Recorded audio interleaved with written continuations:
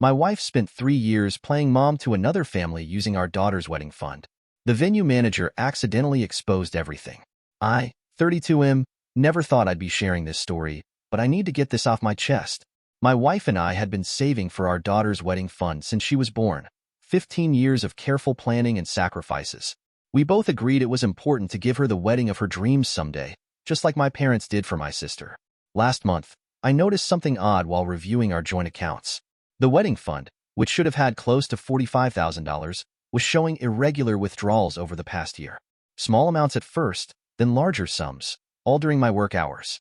When I asked my wife about it, she claimed she was investing the money in a high-yield account for better returns. She even showed me some paperwork, and like an idiot, I believed her. Everything unraveled when I went to book a venue for my sister's anniversary party. The venue manager recognized our last name and asked if I was related to my wife. When I confirmed, his face changed. He mentioned that she'd been there multiple times over the past year, planning events with her other family. I thought he was confused, but he pulled up the receipts. 5 events, all paid from our accounts, all featuring my wife with another man and 2 kids I'd never seen before. My hands were shaking as I looked at the photos. There she was, smiling, with children who looked around 8 and 10 years old. The venue manager explained that she presented herself as part of a blended family, saying she was helping her new husband plan special events for his kids from a previous marriage. She'd spent over $30,000 at this venue alone. I left without booking anything for my sister. On the drive home, my mind raced through all the business trips she'd taken, the late-night work emergencies, and the weekends spent helping her sister. 3 years of lies started making sense. When I got home, I found her texting on the couch, completely normal, as if she hadn't been living a double life. Instead of confronting her immediately, I decided to dig deeper. I hired a private investigator who confirmed my worst fears within a week.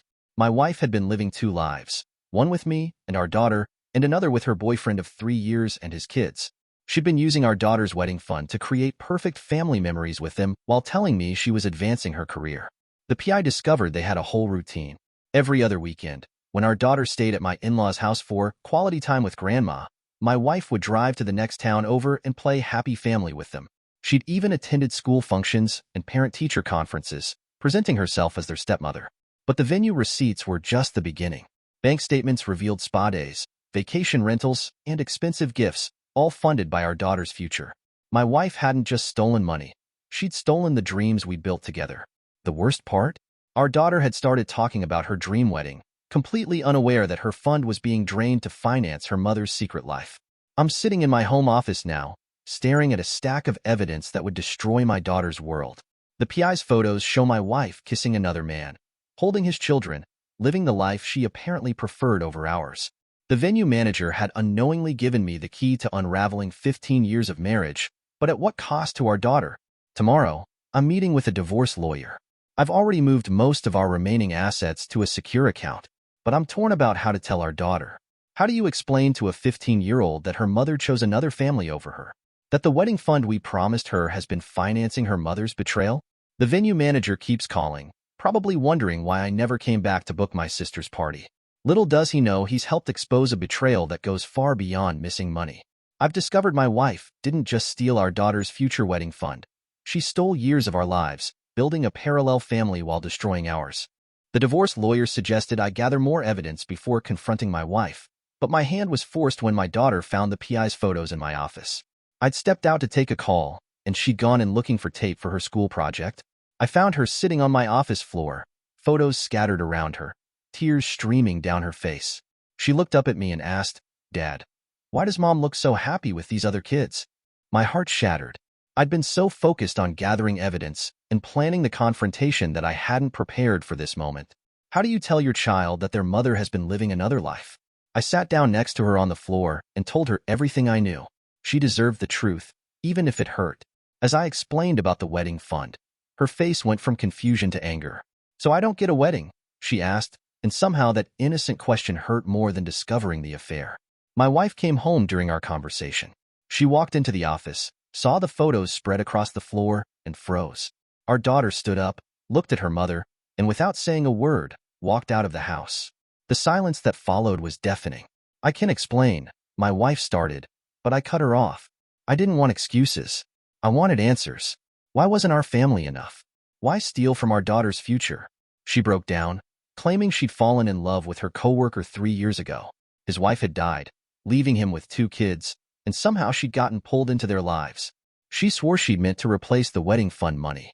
She'd been working overtime, trying to earn extra, but the kids needed things: school trips, birthday parties, new clothes. They needed a mother, she said, as if our own daughter didn't need one too. The venue manager called again during our confrontation. This time, I answered. He apologetically explained that he'd been going through old bookings and found more events, family dinners, birthday parties, even a weekend retreat, all paid for with our daughter's future. My wife's phone kept buzzing throughout our conversation. Her other family, wondering why she wasn't answering, why she'd missed their weekly dinner plan. She'd been so careful maintaining both lives that she'd never planned for them to collide. Our daughter returned late that night, escorted by my sister, who she called in tears. My sister took one look at the situation and offered to let her stay at her place for a while. As they packed a bag, my wife tried to talk to our daughter, but she wouldn't even look at her mother. Before leaving, our daughter asked to see all the photos. She went through them one by one, looking at these strangers who'd stolen her mother and her dreams. They got the mother I was supposed to have, she said quietly, handing the photos back to me. That night, after everyone left, my wife tried to convince me we could fix this. She offered to sell her car, take out loans, do whatever it took to replace the wedding fund. But how do you replace trust? How do you explain to our daughter that while she was dreaming about her future wedding, her mother was playing happy family with someone else's kids?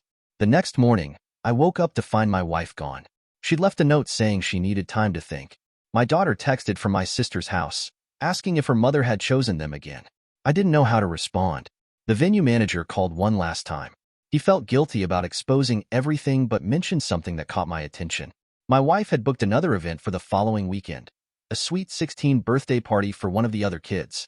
She'd paid the deposit just days ago, still draining our accounts even after being caught. I sat in my empty house, surrounded by the evidence of my wife's double life, wondering how someone could betray not just their spouse, but their own child. The wedding fund wasn't just about money. It was a promise to our daughter, a dream we built together. Now I had to figure out how to rebuild not just the fund, but our entire family's trust. The Sweet 16 party turned out to be my wife's breaking point. She showed up at our house the morning of the event, looking exhausted. She'd spent the night in her car, torn between her 2 lives. Her other family had been calling nonstop, wondering why she'd suddenly gone silent, why the party preparations weren't finalized. She broke down and confessed everything. The affair had started as emotional support during a work project. Her coworker was struggling with 2 grieving kids, and she'd offered to help. Small gestures turned into deeper involvement. Before she knew it, she was playing mom to his children, finding the validation she claimed she'd lost in our marriage. The wedding fund became her solution to maintaining both lives. She convinced herself she was borrowing the money, that she'd replace it before our daughter needed it. Each withdrawal came with a promise to herself that it would be the last. But the other family's needs kept growing, and so did her lies. The venue manager had become an unwitting witness to her double life. He showed me security footage of her last visit. She'd been there just hours before I came in, finalizing details for the Sweet 16 party. In the video, she looked happy, carefree, like the woman I'd married 15 years ago. It felt like watching a stranger. Our daughter refused to come home while her mother was there.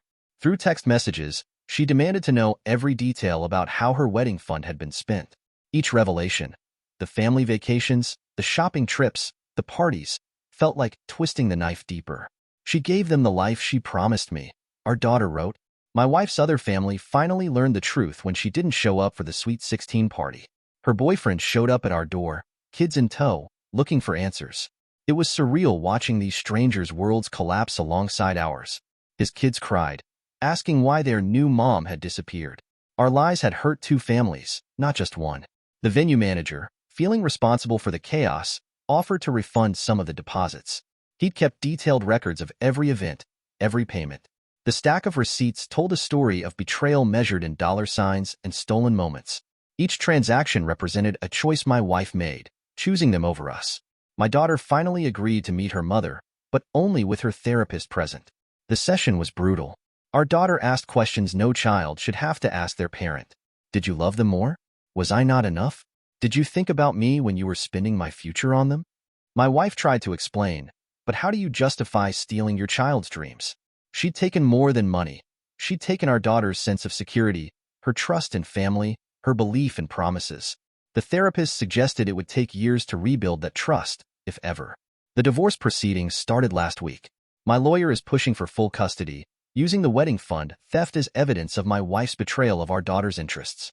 Her boyfriend, it turns out, had no idea the money came from our daughter's future. He believed my wife's story about a successful investment portfolio. I've started a new wedding fund for our daughter. It's smaller, and it'll take years to rebuild, but it's a promise I intend to keep. My sister and parents have offered to contribute, turning family betrayal into family support. Our daughter says she doesn't care about big weddings anymore, but I want her to have the choice her mother stole from her. The venue manager still sends me updates when my wife books events there, though they're less frequent now. She's lost access to our accounts, and her other family's struggling with the truth of who she really is. Last I heard, she's living in a small apartment, trying to balance visitation with our daughter and her boyfriend's kids. She's learning the hard way that you can't build happiness on stolen dreams.